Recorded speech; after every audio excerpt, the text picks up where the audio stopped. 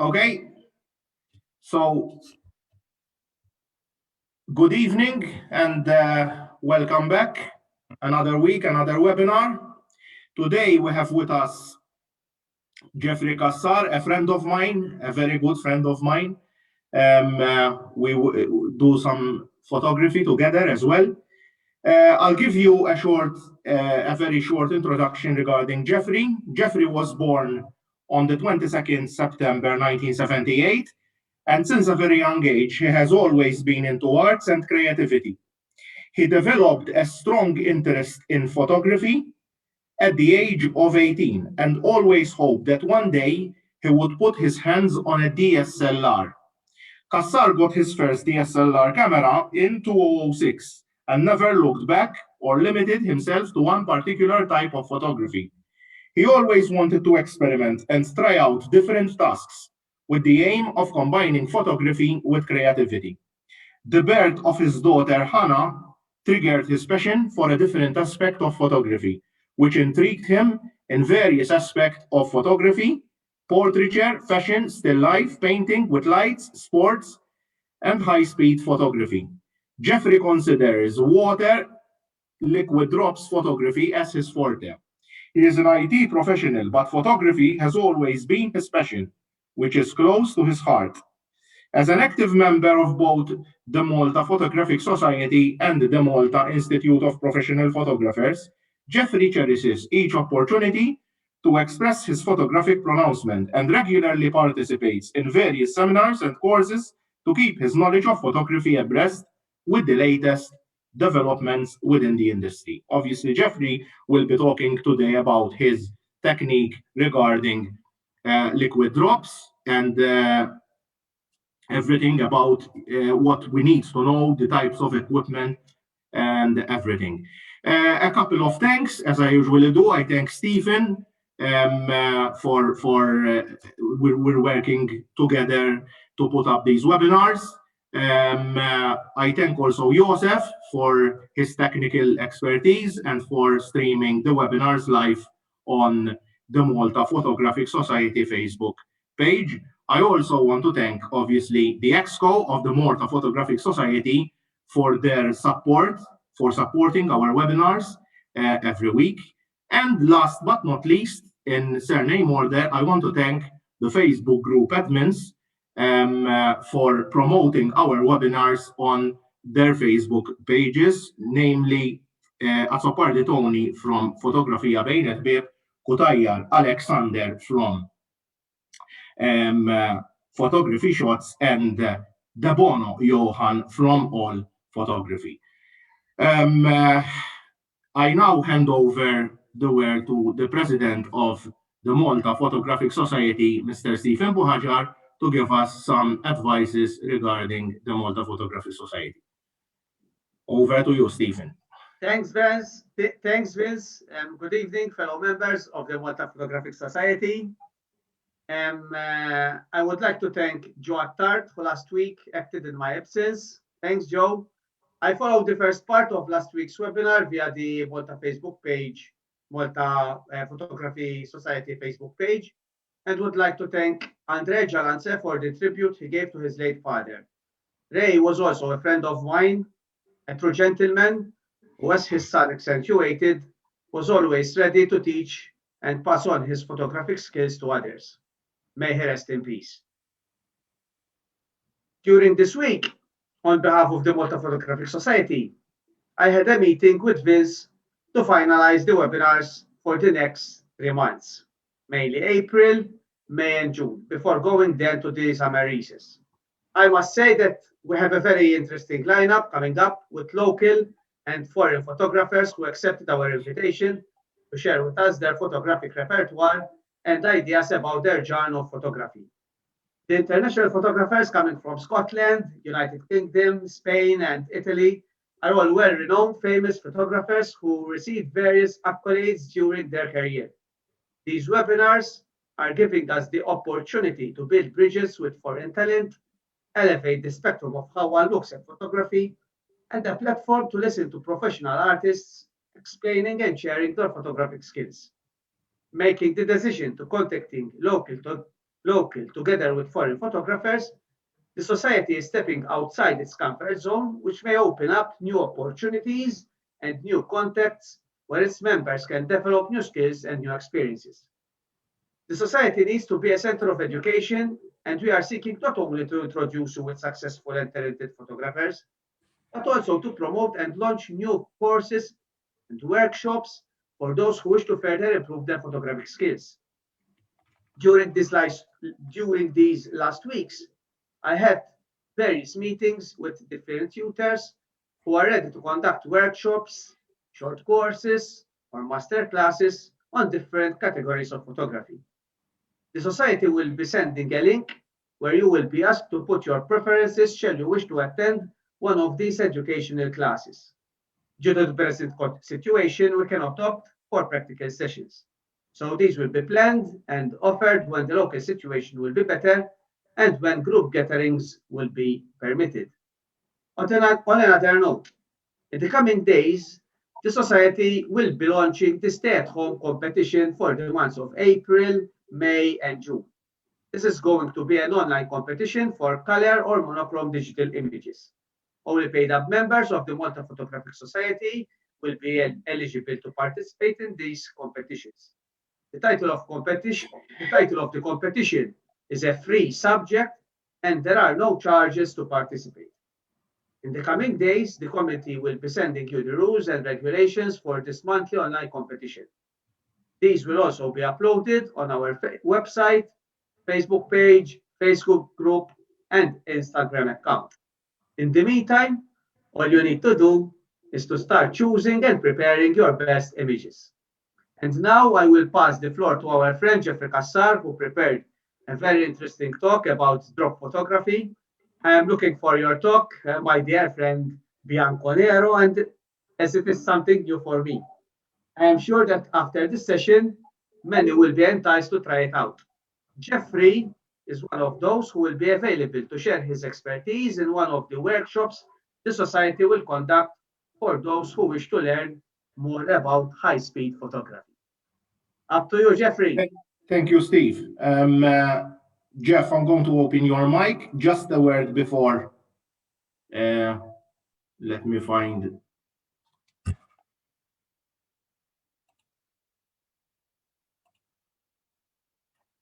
Okay. Jeffrey, I've opened your mic. Yes, just what I want to say before you start, those of you who, as usual, if you have any questions, just write to me on the chat and I will coordinate with Jeffrey accordingly. Okay? Okay, Jeff, the floor is yours. You can start. So thank you very much. Thank you, guys. Welcome to everyone. What a nice introduction from you, Vincent. Stephen, thanks a lot. I would like to thank you as well and all the MPS committee for the opportunity to share with you my know-how to a certain extent, to be honest, in relation to water drop photography. Also, thank you, Vince, for pushing me for the last 6 months to carry out this session and instigated me to snap some new collisions, new crowns, and once again, have something new in my portfolio as well. To be completely honest, I was invited way back in 2012-13 by Jane to provide a similar session. At the time, I rejected the offer because I was so busy doing my master's degree, but here I am now, 9 years later, sharing with you my journey in water drop photography, and you will see also the progress and development I've made in this area of photography. To be honest with you, way back in 2012, I was looking into more of water drop photography. Now we'll talk about liquid sculptures rather than water drops per se. I hope you are seeing my screen. As an agenda for today, I will do a very brief introduction.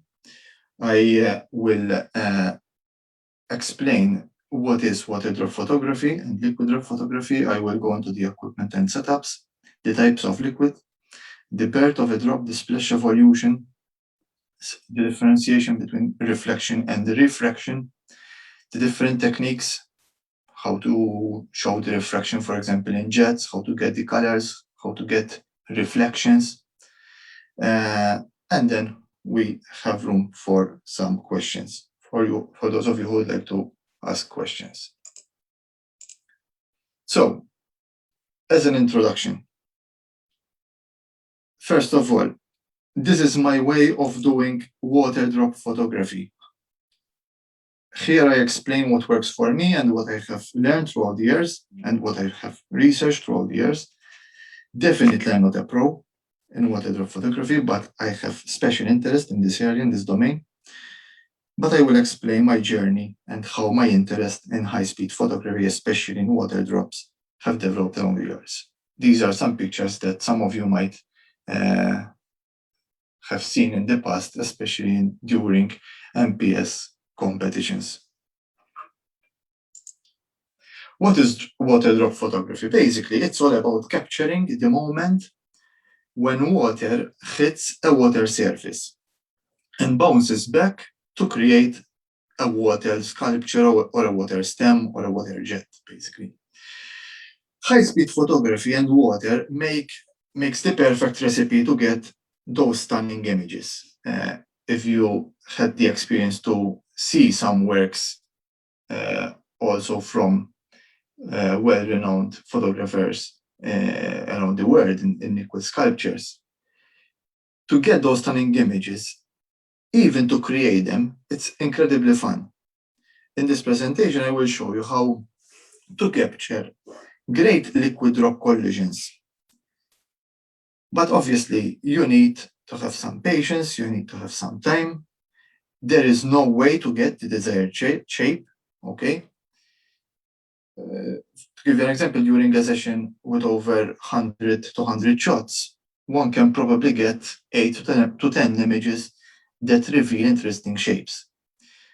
The rest are much more of the same, or are not in focus, or maybe you capture only the surface of the water. So it's all about as well the power of imagination and creativity.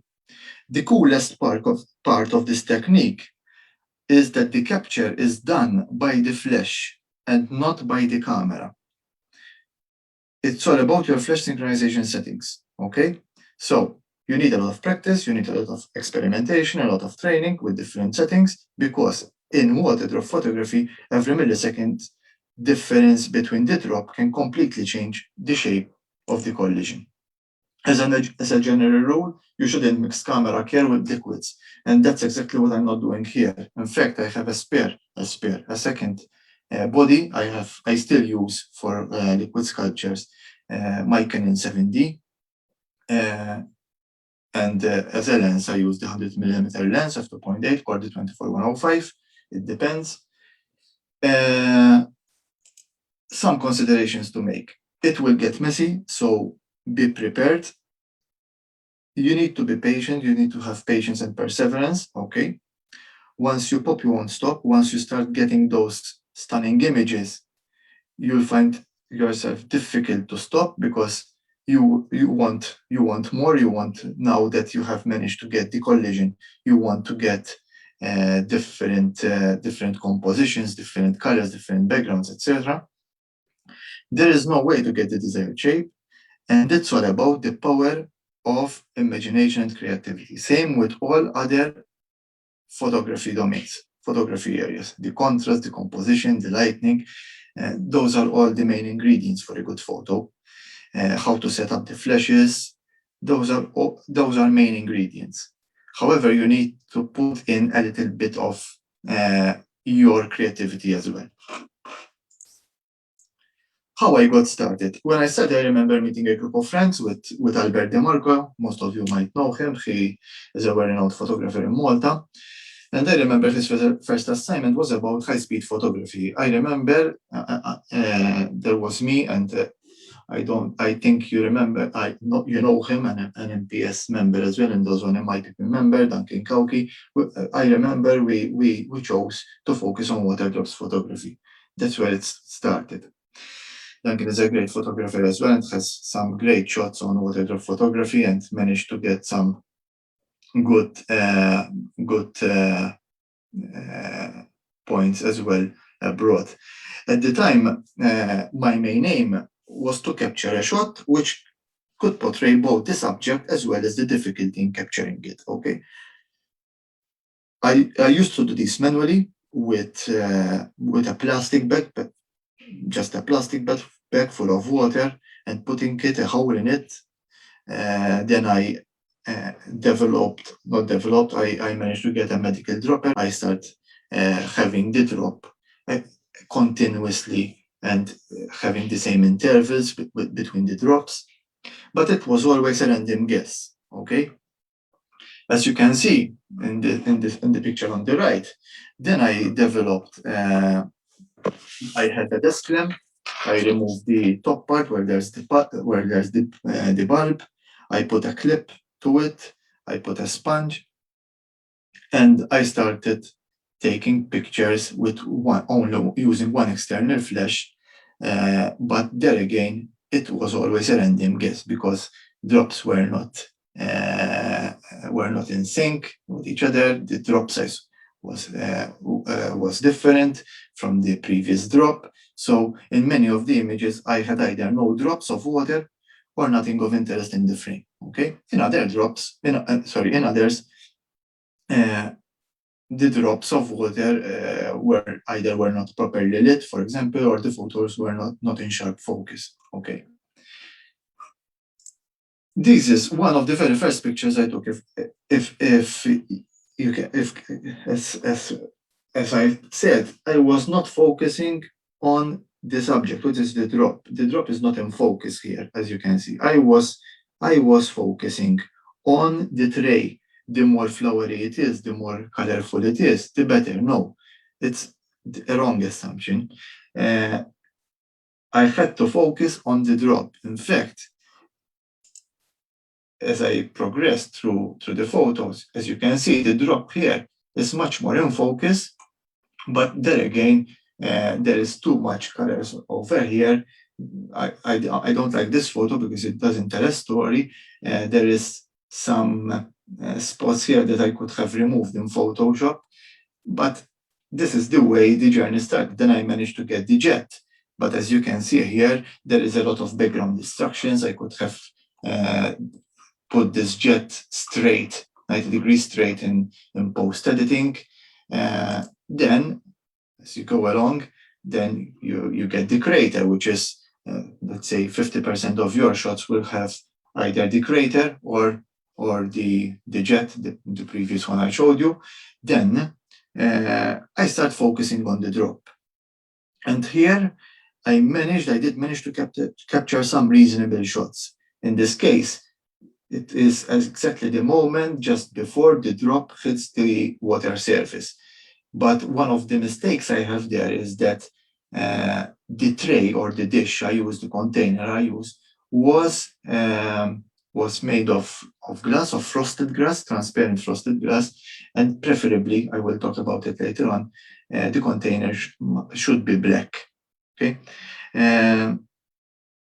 But as I said, I did manage to capture some visual shot, but it was always very hit and miss business, sort of, with at times no water drop visible at all. Okay.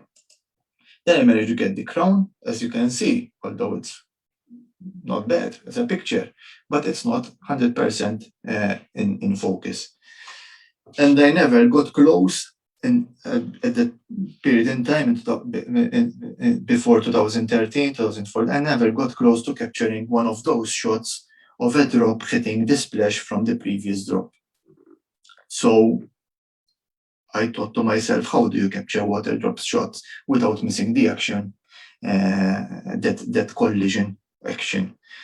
It's all about getting to drops the right length of time apart and managing to trigger the flash just as they collide. And I thought that this is either going to take either an incredible amount of skill, both in the setup and the timing, the individual shots, or a massive amount of luck, or some electronics to improve the odds in my favor. And in 2012, I started a collaboration with Michaela Kruvenspring, a German photographer. She was in Malta. We did a workshop together, and we worked. Given that I'm a little, I have some knowledge on IT and on electronics as well. I worked on an Arduino device, which I connected to a solenoid valve, that I managed to control the size of the water drop, the number of concurrent drops, the interval between each drop, and the flash leg. This configuration is done on the controller, which was my computer basically, and I managed to get now some more interesting shot, and this put a whole new perspective to my liquid photography. And in a matter of days, I managed to create the 2-drop splash and once also the 3-drop flash. Nowadays, professional photographers who focus on this type of photography use dedicated drip kits. And there are several controllers on the web. I will show you in my last slide. These can be connected to your mobile device, being it an Apple or an Android. You download an application and you can control the drop size, drop interval, flash leg, and also the amount of concurrent drops through this application, which is connected through your camera, either by Bluetooth or direct connection. This is the setup I had. This is the Arduino card here, and these are some shots that I managed to capture at that time. This is the difference I did with this device. The solenoid valve, just for information, was controlled by a 5 volts reed switch. How I'm going to get you started. So basically, starting is fairly easy, same as with any other hobby. However, before you go spending a ton of money on equipment, okay, I would start out with a regular lens. If you don't have an external flash, use your in-camera flash, okay, and see if this domain of photography works for you or not. Equipment. So, what do you need? The simplest way to photograph a water droplet or a liquid droplet is to create it yourself. So you need definitely a container with water and the dropper, obviously. Many people use a bowl, a tray, or a bucket for the container for dropping the water. You can use also a medical, as I said, a medical or cosmetic dropper. Okay, you can easily buy it from a pharmacist. Everything you use matters. The color of the container and the color and viscosity of the liquid are significantly important to the process. And I will tell you in about 5 minutes why. But the most important part of a water drop photograph is the focal point. You need to focus exactly on the water droplet, where it will collide either with the surface or with the other drop that's coming down. And this can be very tricky. So you need to take some time to calculate where the droplet will fall. You manually focus on the exact point where the droplet will be. Some people use different objects to help them find the focus point. I use a pencil. That's why I put a pencil over here. Okay, I use a pencil or a marker so that to help me find the focus point. Okay, it may take a while to synchronize everything, but after you finish setting it up, you can start then being creative. You need a plain surface, preferably a dark room, different types of containers, backgrounds, we'll talk about it, the drip kit definitely, different kinds of liquids, plenty of cloth, because as I said, it's a messy job. The camera, the shutter cable, the flashes, wireless triggers is not listed here, tripods, and you need a lot of time. As I said, most of the time, it is a calculated guess as well. And after you take a few shots, one has to double check and possibly refocus to do a small tweak on the focus ring, okay? And I will talk about the different kind of containers and the different widths and lengths, okay? A lot of people also use a laptop to immediately see the results up close to make any necessary arrangements to the focusing, or the lightning. I prefer to do it afterwards. Photographic equipment, what do you need? So basically, I use my dSLR camera, as I said, the 7D. I have my 5D Mark IV, which I don't use it for water, although it's waterproof. Macro lens, the 100mm f2.8 or similar. Once I used my 24-105, and I'm quite happy. In fact, I will show you some pictures last Saturday with the 24-105 lens. External flashes, I use two external flashes. Sometimes I use also only one flash, but mainly the Canon 580EX2 and the Yongnuo YM560, which I have also the wireless triggers for it. One is the main flash, and the other one is my secondary flash gun. Okay,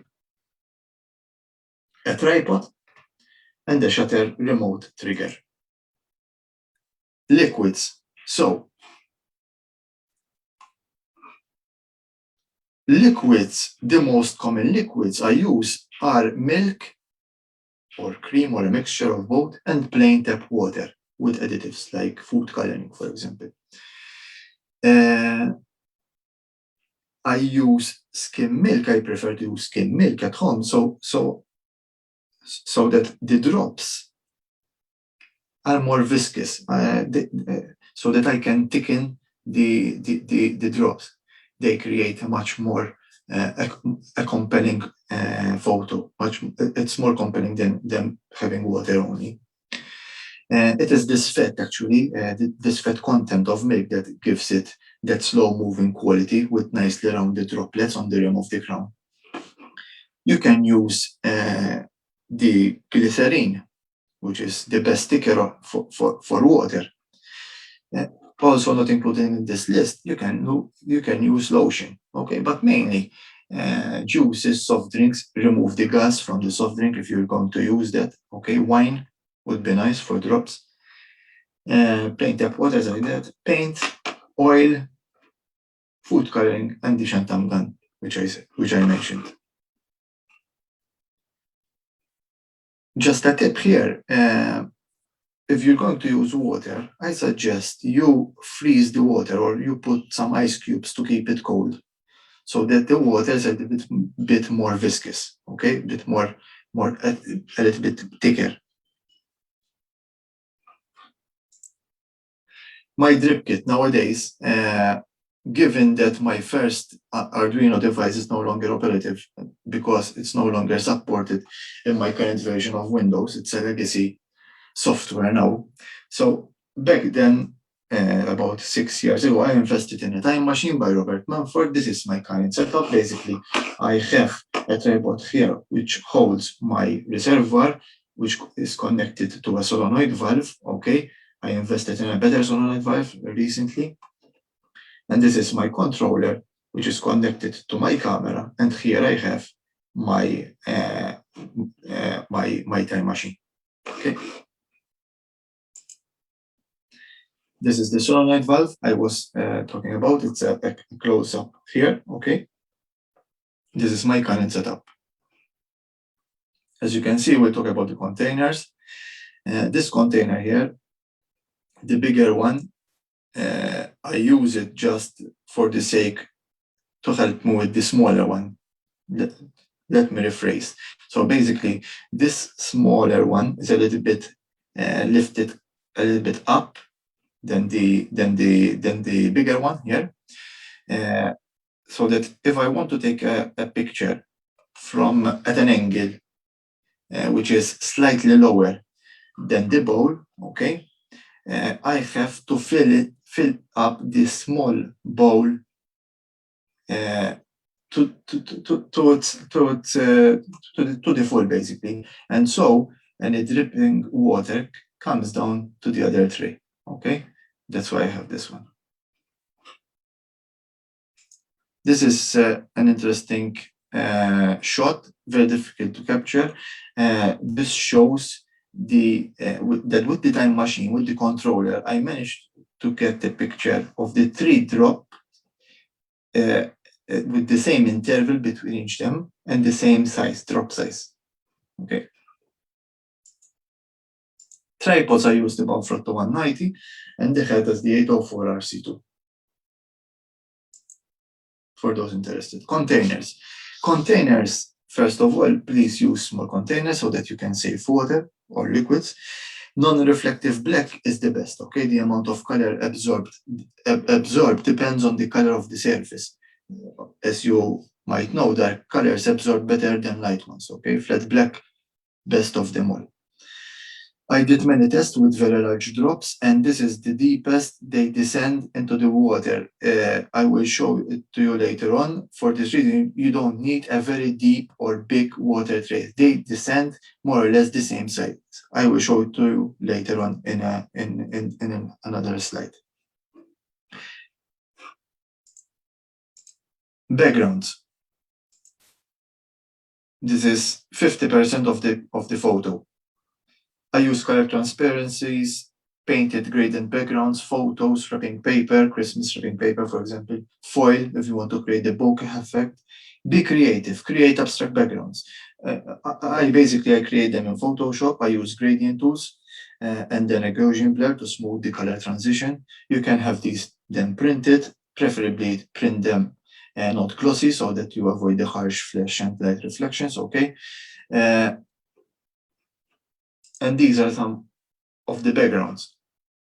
Either you find it on the internet or you can do them yourself. The background, which is placed more or less 30 centimeters from your bowl. In this case, for example, I took a picture of the surface, of the reflection of the background on the surface. I had an A4 sheet of paper light blue here and then a A4 sheet of paper light orange here. I put them together, and instead of gluing them together, this black here is the reflection of the shadow in between, okay? The reflection between the one paper and another. The setup. Essentially, you'll need a plain surface in a darkroom. You place the liquid container on the surface and then place the background about 30 centimeters behind it. You will need a small aperture, okay, to get the drops in focus, but a blurred background is crucial to achieve that compelling look. Place the water drop kit just over the center of the water container, which is already filled with water. You can use anything then to focus, okay, as I said. Place the camera on the tripod, tilt the camera, depends on if you want to get any reflections or not, okay. Place the speed lights. I use two speed lights.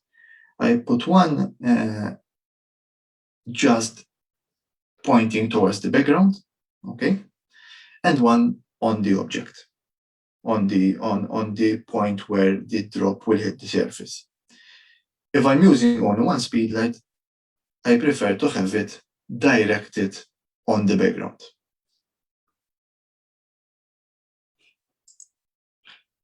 If I go back, so this is basically the process.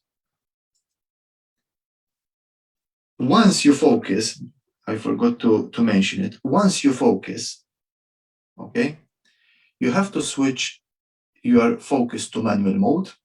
You switch off any lights and then you fire and then you shoot, okay? And then every now and then you have to check if you're still in focus. I work in manual mode. I keep the ISO setting low to avoid adding noise, okay? Ideally between 100 and 400, okay? Exposure varies, so I usually use an exposure of 1:160 or 1:200 to synchronize with the external flash guns, okay? Aperture is a tough one.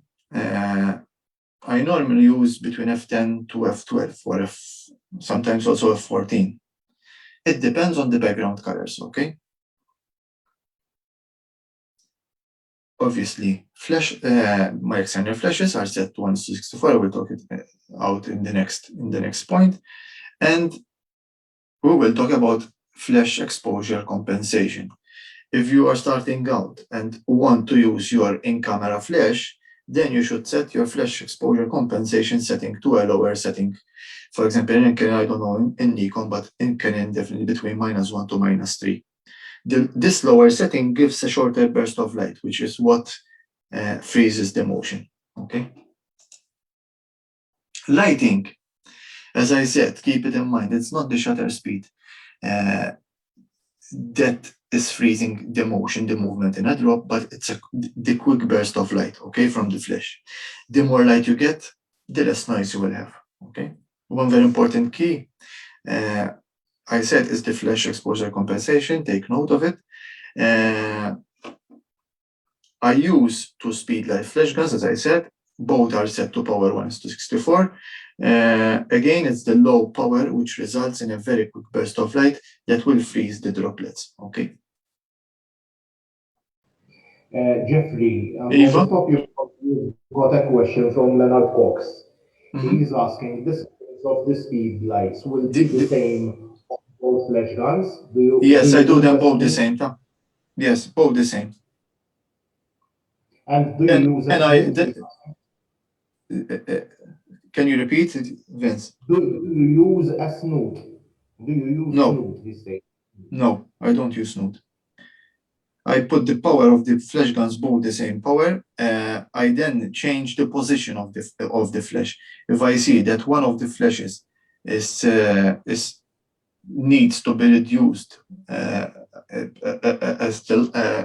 needs to get a lower power, rather than lowering the power or increasing the power, I move the flash slightly backwards or in front. Okay. All right, But Leonard, you want to... Yes, okay, thank you. I've opened your mic, Leonard, if you want to ask. I mean, Yes, Jeffrey, thank you. I just I wrote the question just before you mentioned that you set them to 164. 164. Good. And I asked about this notice, so that the light which is focusing, the directing on the drop will be on the drop, not, or else you want to light the whole No, setup. I don't want to light the whole setup. Preferably not. Okay. Jeffrey, on this Thanks, note Tree. that Uh-huh. Leonard mentioned, as regards to lighting, you Mhm. use matrix or spot metering? Spot Sorry, metering. spot metering. Yeah. So that you get just the focus on the lighting on the Exactly. Okay. Exactly. One thing that Leonard Cox reminded me that I didn't mention is one way to reduce motion blur as well is to use the mirror lockup. I don't know if the Nikon has it, but definitely Canon has it. This action basically flips, for those who are beginners here, this action flips the mirror up well before the shutter opens, basically allowing any vibrations to die down before the shutter opens. This is a very important feature, especially for beginners. Okay, cameras may vary in the way this feature is activated. I don't know about Nikon, but definitely for Canon, it's available. Yes, as regards to what we mentioned for the sake of the beginners who joined us as well, metering is the light sensitivity that the camera gathers. I mean, It's if we're receiving. saying Yeah. matrix, you have all the surrounding light. If we're saying spot, it's just the light that's surrounding that particular subject that we're capturing. That is basically Exactly. the difference. We've got also two questions. One from Tony. He's asking what focal length you're using, the lens. Dash lens. I assume he's asking about the lens as well. I'll open Tony's mic. Go ahead, Tony. Go ahead, Tony. Okay. Good evening, Jeffrey. Good evening. Are you using a macro lens to focus Yes, the with 100 vision and millimeters. okay, on Canon. On Canon. On full frame? No, on the 7.3, it's a crop factor. Oh, it's a crop factor. Okay. Thank you. That's all from me. Thank you. One other thing about the flashes. I tend to check each one individually to make sure they are covering the assigned area. As I said, I use 2 flashes. You can use 3, 4 flashes, but I use two, sometimes even one. I will show you some pictures with one flash. I do a final light check before I start capturing, before I start shooting, okay? And just one thing, who is using young now flashes, give them some time because they have a tendency that they overheat, okay? Although they have overheating protection, however, it is good to give them some cooling down period, okay, when you use them a lot in quick succession, okay? Just a tip. Jeff, we've got another question before you continue. Is it possible to elaborate on the out of the sync issue, please? Mark is asking, and Alex Kotayar is saying, it's not a question, but he's saying that the Nikon entry level D3400 or D3500, it has no mirror up, but or cable trigger. It's just Okay. What was the first question, Vince? The other question by Mark, he's saying, is it possible to elaborate on the out of sync issue, please? Out of sync issue. Oh, out of sync issue, you mean with regards to the flash? Let me open, Mark, I'm trying to open your mic so that you can maybe qualify a bit your question. Okay, Mark? Mark, can you hear me? Vince, if not, you can continue. Then we'll go through the. Continue, Jeff. We will try to make contact with Mark later. Good. These are some examples of lighting with one or two flashes. So basically, as you can see from the very first photo here is taken by a camera pop-up flash. As you can see, it leaves slight shadow at the very back. Okay. This is taken with one flash gun. It's pointing upwards at an angle upwards to the background. It's one. You can. I used it more or less with milk, especially not with tap water. One flash. This is the third one. Is one flash from the left, directed at the center of the background. This is when I use my only when I use my single flash, only one flash. I tend to use this technique. And the last one is are two flashes placed to cover the whole background, not on the subject. I don't use this that much because I prefer, as I said, one on the drop collision and the other one on the background. The difference between reflection and refraction, we will talk about science here, okay? But I think most of you know it. Reflection, in a reflection, the image is mirrored and inverted only vertically. Hence, if you have any wording, it will appear backwards, just to make it very, very, very easy to understand. The best way to get a good reflection is to have the camera at an angle as close to the water level as possible. Excuse me, so that I have a sip of water. The lower the angle, the better the light, and obviously the taller the reflection. Okay, so this is showing a reflection. This is just a picture I took with the background. I bought an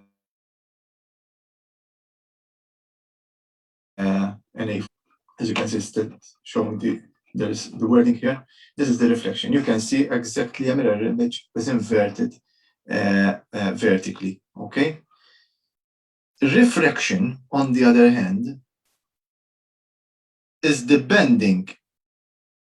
Okay, for refraction is when an image is inverted, not only vertically but also horizontally. For example, as you can see from the background, the smiley face, I put it inverted on the vertically, and it's showing good in the drop. Okay, it's showing correct in the drop, as you can see here. Okay, for a reflection, then in a drop, the image must be placed upside down behind the water valve, because the image gets totally inverted vertically and horizontally. Okay. Jeffrey. Yeah. And 2 slides before, you were showing us the positioning of the flash guns. Mm-hmm. This one. Okay. So Is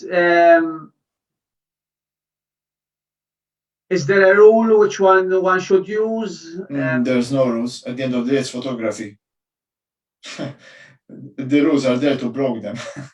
But as I said, I prefer the third option. I use mostly the third option, but it depends on the background and on the type of liquid I have. When I have milk, I tend to use only one flash. When I have water, I prefer to use two flashes. But it depends. For example, with ink, I prefer to use two flashes when I use ink. There's no rules, Steve. Maybe due to the density of the liquid.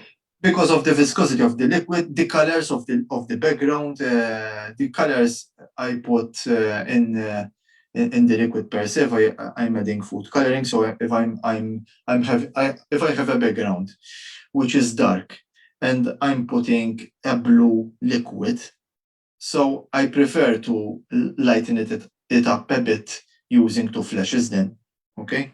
But if I have a light background, gradient background, for example, like this one, from blue to pink, and I have milk, then I believe one flash would be enough. And I have proof of this later on in my presentation. Going back, so this is the refraction. There's another one here. So Superman emblem, it's placed upside down at the background. It's showing correct in the water drop. Okay. This is the picture I showed you before of the two sheets. I remember most of you might remember this picture. I competed with at MPS at the very beginning. This is the jet I managed to capture. As you can see, the reflection in the water surface here, it's reflected, but in the drop and in the jet, it's reflected. The blue is on the left and the orange is on the right. I will show you a video here. I don't know if we need sound or not, but let's see how we will see the birth of a drop. Okay, it forms a crown. Then we have the crater. It's not showing right now. Then the jet comes up.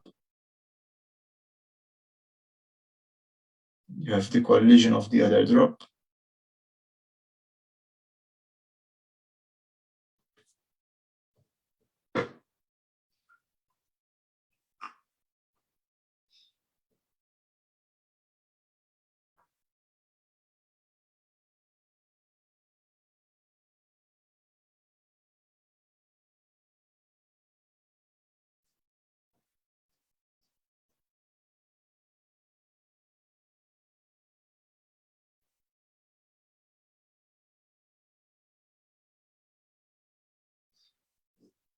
Just one point here, this guy might be naked to the human eye, but once you start capturing them, you'll manage to see them in your shots, not only on the picture, on the frame, but you manage to see them while taking them when these are freezed by the flash gun.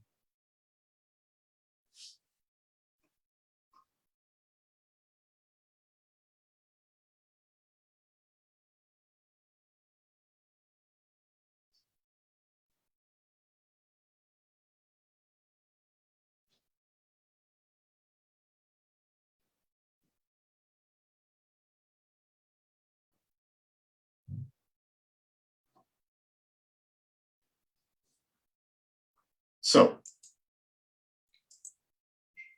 this is the birth of a drop. Okay, this image shows the stages of a large drop after it leaves the solenoid valve. Okay, when it enters the water. So this is just before it hits the water. It's not in sharp focus. I didn't manage to get this in sharp focus, but exactly before. Then you have, as soon as it hits the water, it creates the crown. Okay. Then a small crater emerges, which this is the one I told you before. So this is the the tallest it can be the crater, because I'm using very large drops here, okay? So the crater emerges here will immediately then start to collapse due to the hydrostatic pressure of the surrounding liquid, okay? So this is the process here. This is a sequence of drops, okay? I use the large drop size for this effect. At impact, a crown splash is created, as you can see. Then the crater is created here with the other drop coming down. Then it closes due to the hydrostatic pressure of the surrounding liquid. And it shoots out the jet, the Warrington jet. Okay. It's important to highlight that the interval between the drops plays a great factor in determining, at the end of the day, the shape of the splash, okay? So this splash evolution. So we said that first we have the coronet or the crown, then we have the Worthington jet, and then we have the two-drop collision. So the coronet or the crown, it was invented or made popular by Harold Edegarten, okay? As we can see, you can create water drops or milk drops on a plain red surface or perspex. Tell me. Jeff, Joseph Malgry is asking, any indication of this mixture? Which mixture? You can use paints, acrylic paints. Okay, Joe. This one? Yeah. Okay. Sorry. This is water. Okay. Acrylic paints. Water. Same water. Milk and water. The drop is milk and the surface is water. Here again, the drop is milk, the surface is water. Okay. Given that milk is more viscous, Jeff, it's more thick. Sorry? Given that milk is more viscous or thick, it creates obviously a different form of drop. Definitely, yeah, definitely, yeah. For example, this one is milk. This one is, if I'm not mistaken, this was taken last Saturday. Yeah, I think so. This one is milk. It's the latest red velvet milk from Benna, which I really don't like. So instead of throwing it away, I used it both mixed with water for the surface in the bowl, okay, and I then put some food coloring in it so that I made it blue for the drops. That's why I have plenty of colors here. The pink, which is from the surface, and the mixture, because blue and red will transform to green, okay? So the different colors are created from different drops. Yes. Then you have to be creative. For example, in this one, if I recall correctly, I had some blue food coloring. I picked up a dripper. I put a little bit of food coloring on the spot where the drop will hit, and I managed to get this effect.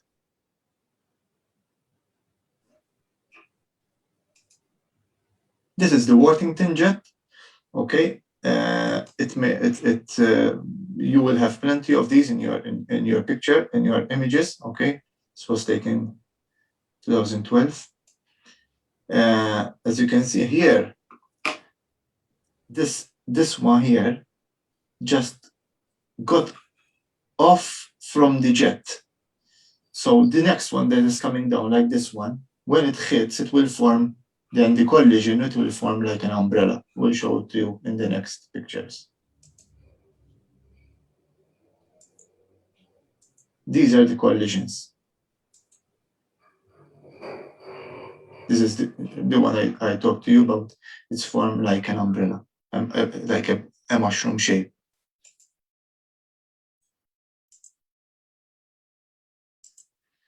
Then it can form like a trophy, or for example, like this, the drop was red, whereas the liquid was just plain tap water, okay? This was milk with water, just water.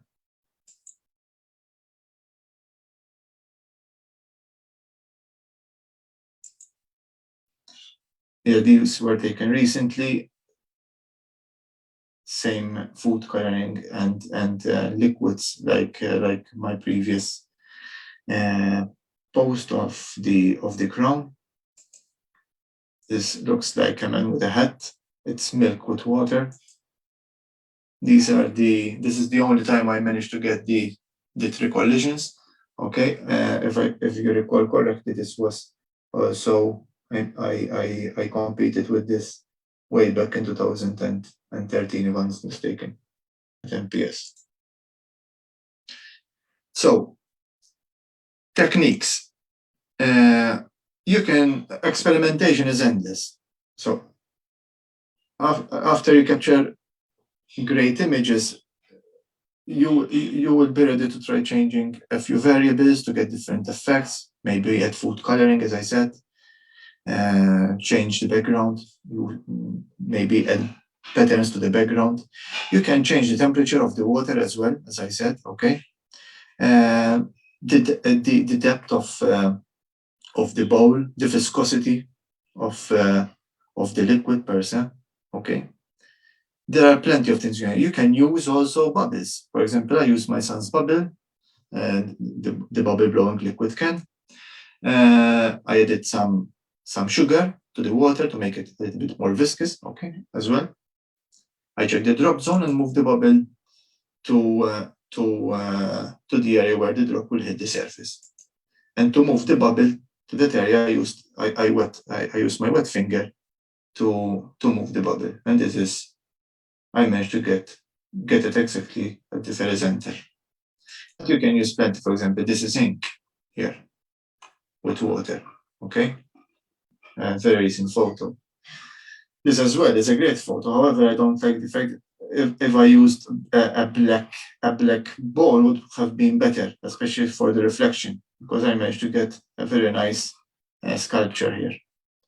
In this case, I used an old transparent frosted ashtray, glass ashtray. Milk, as you can see, the background is a photo basically from a calendar. I don't like having black backgrounds because the nice thing about water photography is the color, are the colors of the drop per se. Okay. This is just milk.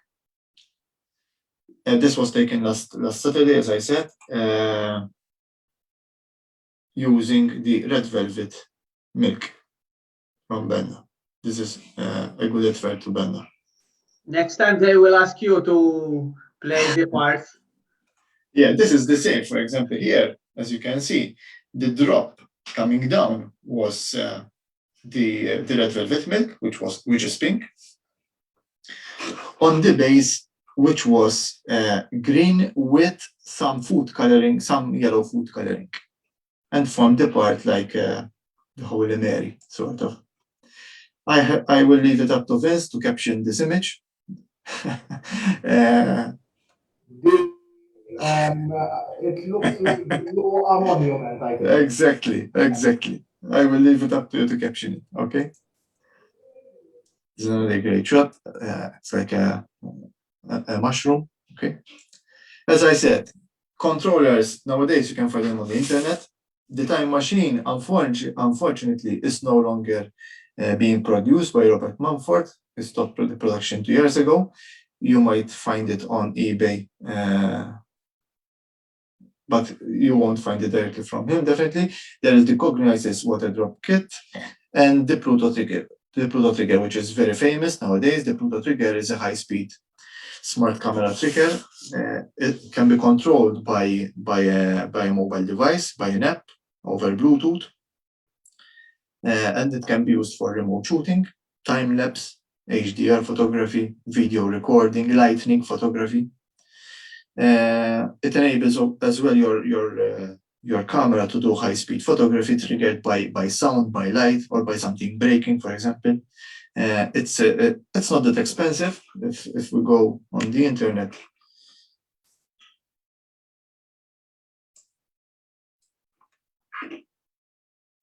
Let me see where it is. Here it is.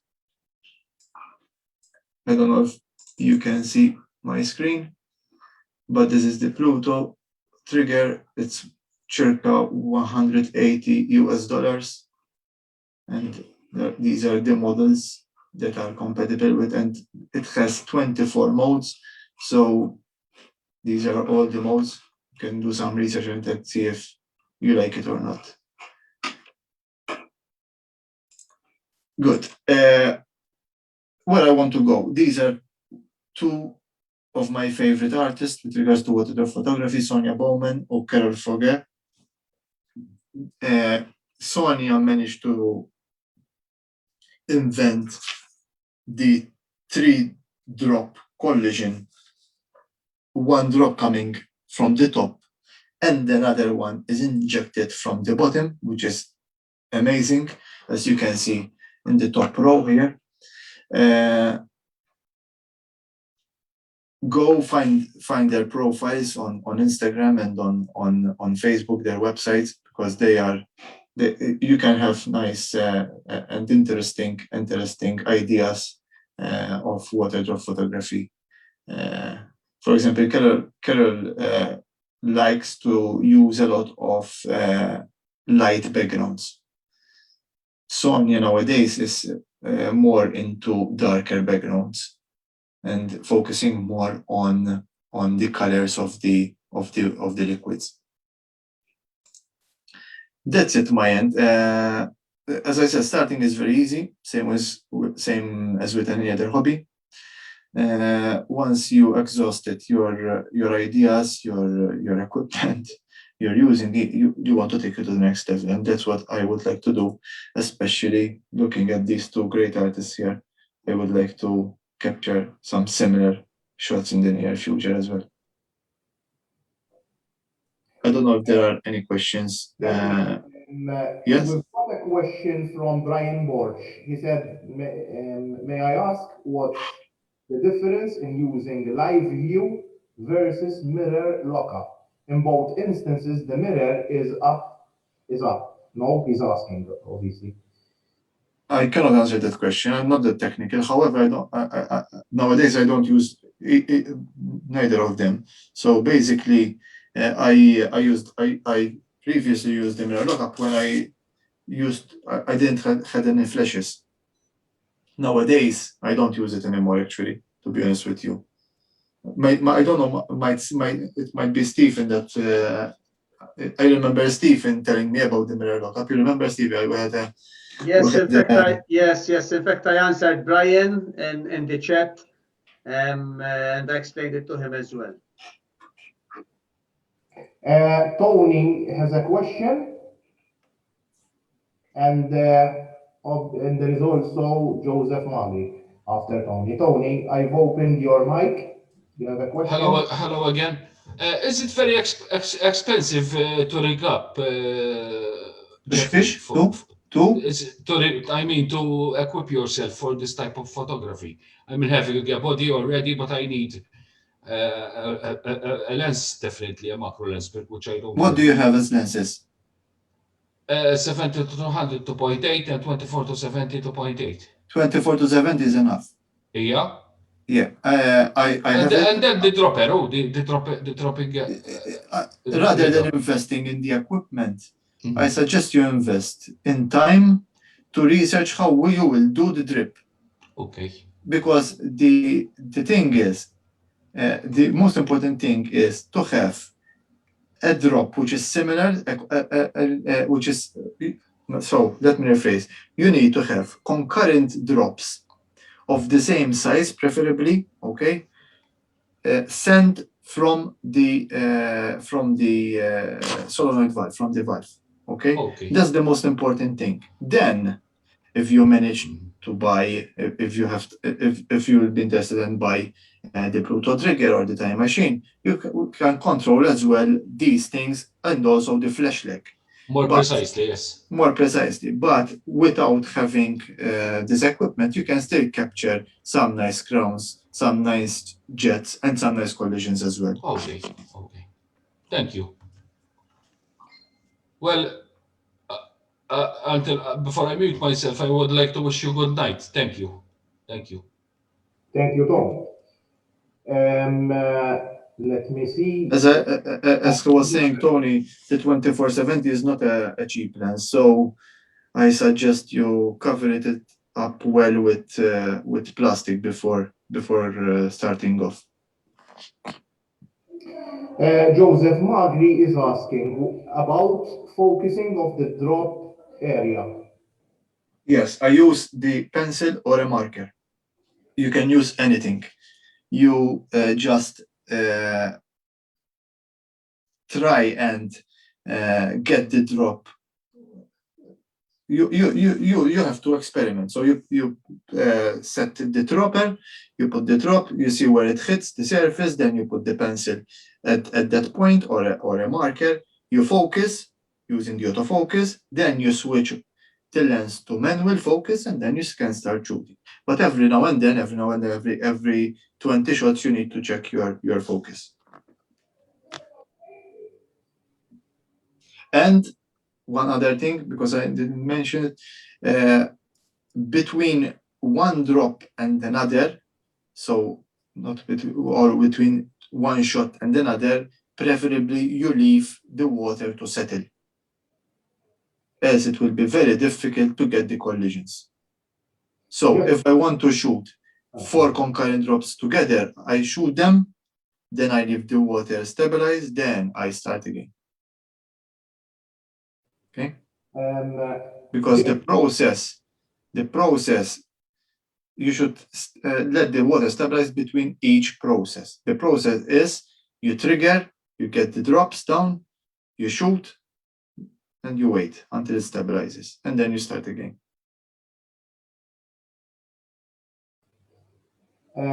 Jeffrey, we've got another question from Karl. Before, I want to tell you that Austin Tofinio was with us. He said, Oh, where is he? Hello, Well, Austin. Austin, I'm Hi, trying, Austin. Where are you? Are you in London? Austin, I'm trying to unmute you. Okay. Oh, Jeffrey, but as usual, for me, it's a great honor hearing you talking. You know, it's also an honor to be with you, Vince, here and with all you. Thank you, But Austin. The same. for me, this is something very new. I've been knowing you, Vince, and Jeffrey, we've worked together for so long, and I did not realize that you went so much in so much detail regarding a drop. And expenses. Yes. Nice. But as one says, what I would like to add, Jeff, I appreciate your talk. I agree with you. That's what's nice about photography, because you can be creative all the time. I admire your time and your creativity, the way as you try to create with what you have, you know. And I appreciate a lot the way you explained things, even for, as I'm aware, you are the Photographic Society, for all your members, even the new students you have, I'm sure they understood you very well. And from my heart, Thank you very much. well done. As my first experience joining a Photographic Society, the last time I was with the Photographic Society, it was during Mr. Blackman's time. I'm sure the old ones remember him very much. He was my teacher. Apart that I learned photography from my father, he was a pioneer to me also. So from my heart, I wish you well, all of you. Thank you, Vince, for the opportunity. Thank you very much. It was also my first experience doing a session on photography. So I had Okay. although I consider myself not a shy person, I still had butterflies. So No, but you did very well. What I appreciated was the Benna milk. It's a debate in my house at the moment because my son loves it, and my wife hates it because it's too much sugar for him, she would say. Austin, it was really nice having you and Jeff and Thank you. us three. It's time for a reunion maybe to catch up. Definitely. This COVID thing has put us backwards. But Yeah. from my heart, well done, Jeffrey. Honestly, I mean, thank you. mistake. Well done. And thank you, Vince, for the opportunity to remind me to join this webinar. It was very, Of course, my I pleasure. wish you the very best. And thank you very much for the opportunity. Thank you. Thank you, Austin. We've got a question from Karm. Let me find it. Okay, he would like to ask from the society or Jeffrey how much far edit should be. How much? I'm not understanding why the question. I'm trying to unmute Karm so that he can ask you the question because I cannot. Thank you. Can you Karm. hear me now? Can you hear me? Yes, I can hear you. Yes, very amazing work, Jeffrey. It's very nice. Thank you. I appreciate the effort. I always ask the question, how much far we can go with editing, because it will be not seen real, or we can pick from one shot to another shot, and we editing in one. You know what I mean? To edit one photo. Some might think that it's done in Photoshop. Okay, no, I just open it in RAW, in Camera Raw. I make any changes to the exposure, the light level adjustments, clarity, etc. I have an action from Topaz Labs to reduce any noise, but you can do it also from Camera Raw. Okay, I duplicate the layer. I add vibrance to that layer. I clone those spots that I showed you.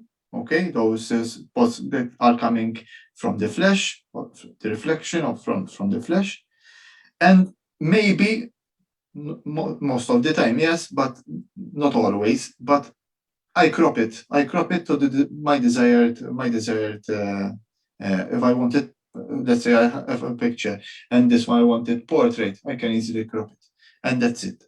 I don't change any colors in Photoshop. Yes, if ever we do that in this kind of work, it does not look natural. Then, if we try to do that, we compose two photos emerge to one photo. It will be not really, reality. So If you're capturing tap water liquids as a liquid, it will show that you're trying to change the colors. But if you're using milk, acrylic paint, juice, you can easily change the color. Yes. yes, not just change the color. For example, Not just or blend two colors together, for example. yes, I have a one nice drop, and then I mix it to another photo. That the drop is not so nice. I think that it's not very good to do, isn't it? Or there is no rules about it. That's my question. I won't stay changing. I won't do it, but you can at the end of the day. There is no. There's no rules to it. As I said, the rules are there to be broken. It's up to you if you want to break them or not. And I remember very clearly once there was a photo at the MPS Society. One of the judges said, but you're breaking the rule of thirds. The other judge said, no. In this case, the rule of thirds can be easily broken. Rules are there to be broken. I remember it very clearly, about 10 years ago. yes. The important that it is pleasing to the eyes. At the end of the day, yes. We don't go far from the gravity then only. For example, the crowns. It would be nice to have them on the rule of thirds. But if you have the jet or this picture that is showing here, it doesn't. I don't like it to have it on the rule of thirds, for example. Yes. Okay, Carl. Thank you very much. Thank you, Carl. Well We done. got a question from Alex Kutaya. First of all, super well done. I really enjoyed the presentation and the work you're doing. This obviously interests me a lot because I'm into this kind of photography as well. What I would like to add is because on the flash, you mentioned that you use two flashes and you project the flash to the background. However, in this particular photo, There's I one see flash. on the subject. Exactly. When you have, it's good to tell the audience as well that when you have a solid liquid like in this kind, which is not Milk. transparent, I prefer to use a flash direct on the subject, which brings it out more. In this case, yes, as I forgot to mention it, I highlighted it during my presentation. In this case, I used only one flash, and I put it at an angle on from the right, as you can see there. We have the shadow here, okay. And as I said, I prefer to use one flash when I have viscous liquids like milk, paint, wine. When I have tap water, I prefer to use two flashes. Very well, Alex. Thank you for reminding it to me. But I mean, you have a very astonished work, Jafiri. I like the most of them as well, Jafiri, and the way you explained is very easy. But if I might add something small, Yes, sure. Working off, and don't be put off with automatic trigger using like you said, the drip you can get from the pharmacy. You can achieve, I achieved, for Yes, example, definitely. this kind without the machine. You can Definitely. it entails a lot of patience. Exactly. Patience, it's the virtue. You need to take a lot and lots of shots. You get there. You really fine tuning and you get there. But it's a very definitely. interesting subject. This one. Well done. Yeah. Proceed. You have your first 45 minutes to prepare and test your stuff to make sure everything is in place. You will spill water or liquids all over. You have to wipe it up, and then you say some harsh words, and you start again. So it's part of the process.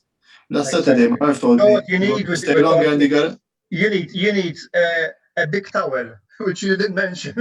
No, only one. I must say, one for the floor, one for your hands, one. So yeah, once you pop, you won't stop. Then once you start getting some nice pictures, stunning images, you won't stop. Well done, well done. Tell me, Patrick, you were going to say something? Patrick Hogan. He said fabulous. I think he's mute. Patrick, I'll open your mic, Patrick. Okay, Patrick.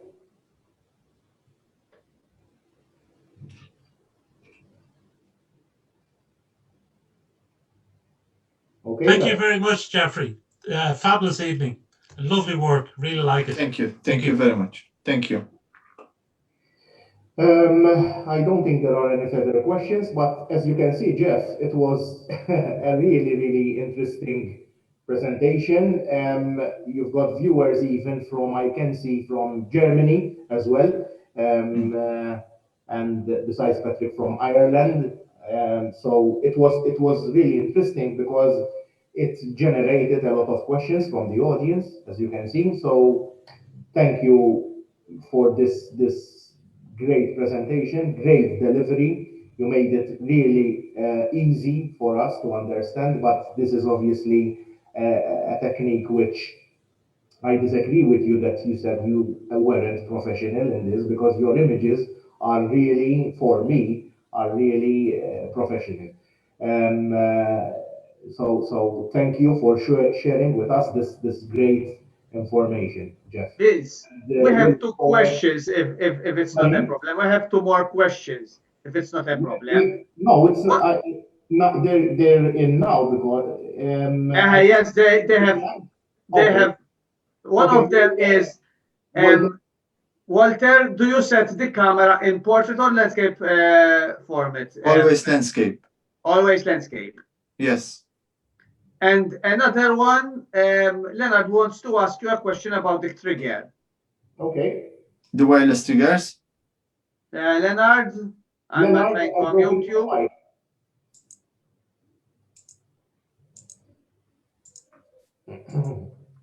Sorry, Process, Vince, for Jeffrey. interrupting. No. Grazie. All right. Just a quick question. Di xaġa ġdida li, ma interessanti. It's interesting, sorry. It's interesting. the way how it's done. The triggers, the contact between one drop and the other, that is done by the triggers. Do you use a form of infrared or it's done with sound or something? No, the triggers. One of the flashes is the master and the other one is the slave. These are connected to my time machine, which controls the flash leg. But the actual contact, like this one, when direct connection. Direct connection. But the flash is triggered, and the trigger is pressed when the by the Pluto. No, I don't use the Pluto. I use the time machine. So all right, okay, all right. So I set the number of drops that I want to have, the concurrent drops. I set the drop size. I set the interval between each drop, and then I set the flash leg. Okay. Now I have two options. Either I trigger the flash manually, or using the controller using the flash leg setting. All right. So if I use the flash leg setting on the controller, it will trigger the flash X amount of time after I hit the button, basically. All right. So if I choose to do it manually, I use the wireless triggers, the Yongna wireless triggers, and as soon as I shoot, I have there will be some synchronization delays, but once you get used to them, then you get used to everything. And you take just one photo, not sequence images. No, just one photo. Just one on photo. impact or whatever. One or two photos, and that's it. And then I leave the water to stabilize. Then I do it again. Pros HB. Thank you. Thank you. Thank you. Any more questions? I don't think there are any more questions, not even in the chat. So once again, thank you, Jeffrey. Thank you, Vince, as well. Before we leave, I want to thank the audience. We had a very, very good showing, over 50, including those that joined our Facebook Live. So thank you very much for appreciating our efforts to fill up your Thursdays in this way. What we have with WhatsApp, we're preparing something special, something a bit light for next week. Steve and myself, we came up with an idea. We're going to give you more details, obviously, throughout the promos and even next week. But stay tuned. It will be fun. It will be fun. We're going to take up two teams, Stephen and myself. It's going to be a photo battle between members who will be led by my team against the Exco team, the MPS Exco team, who will be led by Stephen's team. And obviously we need a good audience, because the audience are going to be the judges. This is going to be something light. We're going to move away from the formality of the meetings that we conduct each week. It's going to be a fun event. It's going to be interactive. We're going to have groups talking, and the audience is going to be fun. So make sure that you join us for this webinar before we stop for 1 week for the Easter period. So thank you all for joining us again this evening. I wish you all a good week, and as I always tell you, please keep safe because the virus is still with us. Good night, everyone, and good week. Thank you very much. Thank you. Thank you, everyone. Thank you. Good night.